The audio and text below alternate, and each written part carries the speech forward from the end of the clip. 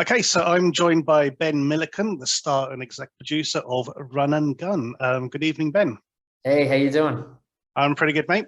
In the film, you play a character called Ray, who's, shall we say, he's a guy with a past, who's currently kind of hiding out in this sort of small town. He's got himself into a relationship that he kind of didn't expect to get into, and it means more to him than he probably realized. But his past is catching up to him pretty quickly, and he gets involved with some rather dodgy people. And so it is one of those sort of caper movies, you know. Sort of, it's like, oh, how much worse could this situation get, you know? But it's really interesting, you know, the character you play, because he is sort of this kind of unassuming guy, but it's clear that he has this knowledge and experience behind him. Like for example, when he's got this job as an insurance guy, isn't he, at the beginning? And you know, he's able to suss out quite quickly that this guy has got a complaint about his shop being robbed, that it was an inside job. You know, just from looking at the photos and sort of figuring out that no, you can't steal car tires through that tiny hole. Yeah, I mean, Ray's seen it all. Yeah, exactly. That's kind of what comes across in that. And he's probably done it all too. So the film's directed by a guy called Chris Borrelli. Yep. Who's more known for being a scriptwriter than a director. It's his first time directing. It was interesting looking at his IMDb. I'm going, I've seen all his films. Yeah. You know, without actually realizing. Yeah, exactly. Exactly. So which is quite impressive, actually. I thought, hang on, I've seen that one. Anyway. So how, I mean, what was the experience for you as a sort of main actor? I mean, it is pretty much an ensemble cast. There's some pretty heavy actors in it, but you know, you are the main focus of this film. Working with the first-time director, how did that work out? It was actually, excuse me, it was a really, really wonderful process.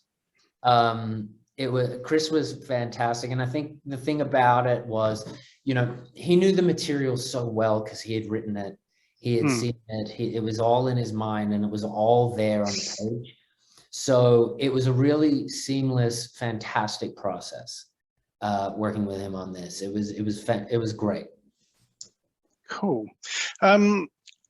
I mean, you're one of the executive producers of the film as well as the star. So which role came first for you? Were you sort of brought in early on, or were you always in mind for that part? I was brought in early on. So I had a friend of mine who I had worked with on a past film. Excuse me, frog in my throat. In a past film by the name of Matt Allen, and he wrote the film Mighty Oak that I did. I had done a couple months earlier, and we became friends. And we were talking one day, and I said to him, you know, I really want to do, you know, a movie in this genre. He said, you should meet my friend Chris Borrelli. This is what he does. He writes these kinds of movies all the time. So we all got on the phone. He said, yeah, I have an idea for a script that I want to write, and I want to direct it. And I said, cool, because I want to do one. And then so he wrote the script and then sent it to me, and I was like, I love this. Let's go make it. So the three of us got together, and then it happened so quickly. Literally months later, we were shooting. That's amazing. Yeah. Whereabouts were you shooting for this one? Because it's all set out in a desert somewhere, isn't it? Yeah. We shot in two places. We shot in Albuquerque, New Mexico, and then we shot in the Salton Sea, because it's set in the Salton Sea. Oh, that's right. Yeah. So we did 18 days in Albuquerque and then 2 days in the Salton Sea. Cool. From your memory, can you ever think of a single time where an on-screen drug deal or some sort of nefarious deal actually went off without a hitch? No, because then why would it be in a movie? It's so weird. This is one of those things. There are movies about all the ones that go well. That's true. I'd be interested to see just once, you know, just someone's just to let it all play out and everyone just goes their separate ways. I think that would be a short film. Yes, exactly. It would. Everyone gets in the car afterwards. Everyone gets what they want. Yeah. Well, that went well. What do you want to do now? It never ever happens. It doesn't. I just want to talk about a couple of actors in this. I mean, I was glad to see Mark Dacascos in this for a start because he's an absolute legend. Yeah, absolutely.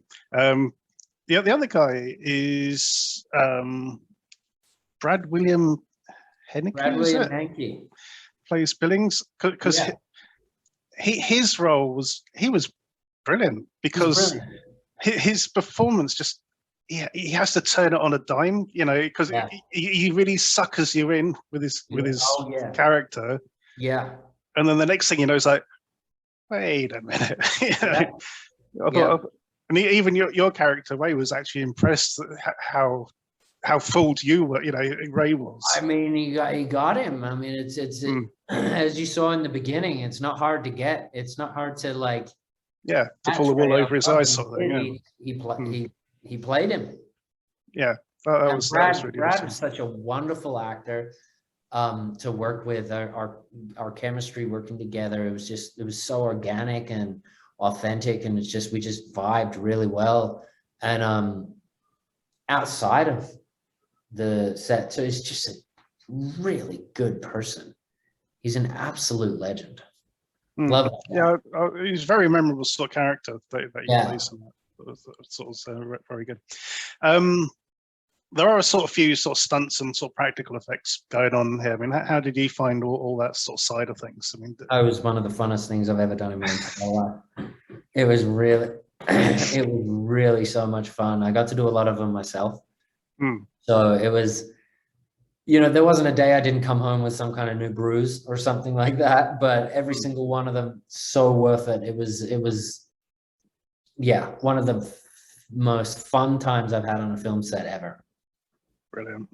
There's an interesting sort of late in the film that they bring in this element of sort of human trafficking. Yeah, because it comes across this girl in there.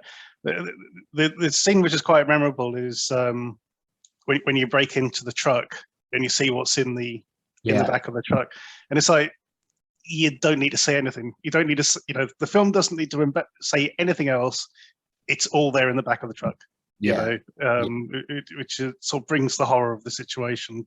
It really does. It really did. That was one of the moments, actually, when I started to, when I opened the truck and I saw it, it was the art department did such a great job at creating that scene, and I was just genuinely horrified because that's something that you don't see. That's something no one really because there's nothing actually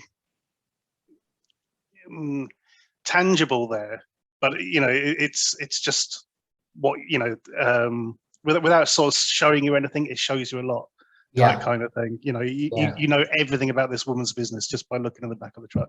It's really impressive. Unfortunately, that is all the time we've got, Ben.